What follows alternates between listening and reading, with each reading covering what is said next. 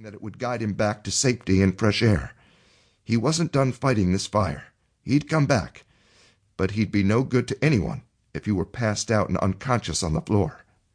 His gloved knuckles knocked aside a can of Hormel chili and a box of taco shells. His right knee slipped on a water slick. How far had he gone? 20 feet? 30? A single hose length was 50 feet long, and he and Tynes had been working with two in tandem. That meant it would take another minute or so to get out the door. In all this gear, progress was tedious, but he'd make it if he just kept moving. Yes, just ahead was his proof. See there? Yellow and red bursts were prying at the smoke, and he realized he must be near the store's front windows. These had to be the fire engine's emergency lights rotating against the glass. And was that clean air he tasted? Just in time. Something was wrong, though. Not only was his tank nearly empty, but the temperature was rising. Things were getting hotter with each knee forward. "Oh, no," Campbell said. The words hung ominously in the mask. He saw now that he was looking at flames, not emergency lights, which meant he had veered off in the wrong direction. How could he have gotten this far off? He'd been following the line, switching from one hand to the other as he shifted along the floor. The hose... But no, this wasn't a hose he had gripped in his fingers. It was a pipe. That couldn't be right. A pipe. He must have switched over onto an irrigation system that ran along the floor to the produce section. How could he have been so foolish? Despite his tenure as a firefighter, he'd let circumstances blur his focus on the details. Captain Campbell was breathing heavily as he turned back around. He had to keep his senses about him. The store was shrouded in darkness, and the only safe route was to backtrack to the point where he had erred. He feared for his life. Would he make it out of here? Would he ever see his wife and daughter again? Joy and Catherine were his world. Joy. After 26 years, they were still together. She was a gentle soul, and she'd spent more than a few restless nights during the course of his career, no doubt about that. Catherine.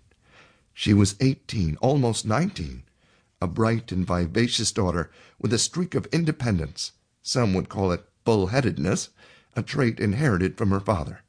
Spurred by these thoughts, Campbell pulled himself onward through the store's suffocating environs.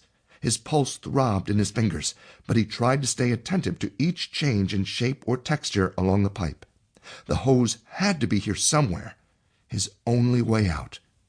He kept crawling, even as a memory of 3-year-old Catherine played through his mind. Captain Campbell stands just outside her bedroom door and sees shelves of toys and stuffed animals along the wall. A teddy bear has its head and arm wrapped in gauze. A tea set and wooden fire truck crouch beneath a sign that reads, "Daddy's Little Girl." He hears giggling as Joy says good night to young Catherine. "All right, sweet pea," she says at last. "It's time for you to go to bed." "Mommy, would you ask Daddy to come tuck me in?" "No, he's at work tonight at the fire station, but he'll be home tomorrow." Campbell smiles, knowing how surprised his wife will be when she sees that he's come home early, with permission, of course, to celebrate their 11th anniversary. "Mommy, I want to marry Daddy." "You do?" Joy laughs. "Catherine, you can't marry Daddy. He's my husband." "Well, when you're done being married, can I have him?" Campbell's heart swells. In the moonlight, he catches glimpses of his daughter's drawings tacked up beside her dollhouse. In one picture, blue crayon hearts surround the words, Daddy, me, and Mommy. "I'm sorry, sweet pea," Joy is chuckling. "We'll never be done. You'll have to marry somebody else." "Who?"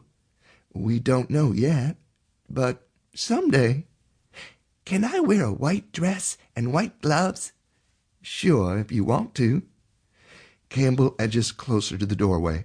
He spots the framed photo of himself, outfitted in his turnout gear and fire helmet, holding his darling dark-haired girl and kissing her on the cheek while she flashes a grin wider than the pink bow in her hair.